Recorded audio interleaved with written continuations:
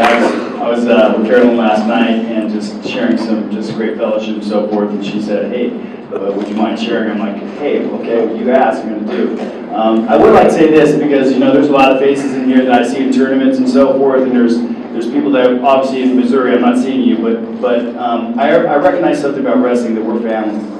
And then Carolyn kind of brings that fabric together even tighter. But what I do want to share about me personally is, because we all have priorities. If you're a wrestling dad or wrestling mom, we have priorities, and that list can be 1 through 10 or 1 through 5. I'm just going to give you my 1 to 3. And that's this as a father, and me as my wife, is that God is the first thing in our family, right? God. Then it's our family. Then it's wrestling.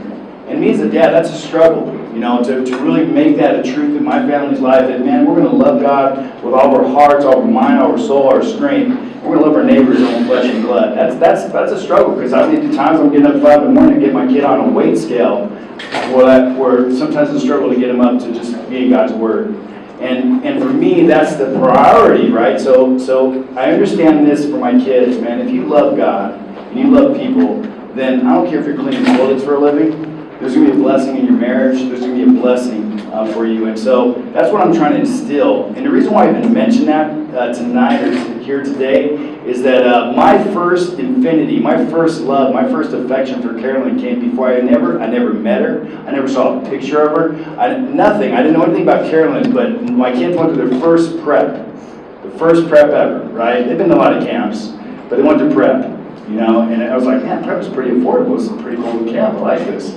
And we do a debrief. They're there for a week. We do the Sunday debrief, and Nikko and Nemo come into the bedroom and so forth, and we're just hanging out, the 4 of us, my wife, and man, I was like, I'm hearing about prep, and they're just excited. Like, I've never seen them be so excited about wrestling before. Like, wrestling is usually like, man, this is just work.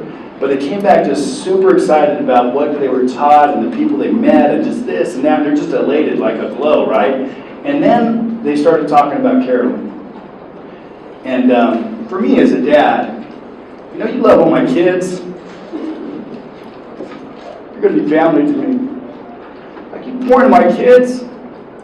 Then I don't need to meet you. I love you. I care for you. And that's the family that God has brought in there. And so as Carolyn is pouring into my kids, and they just start talking about Carolyn, and man, character and virtue and things things that have nothing to do with wrestling. And then I get to meet Carolyn.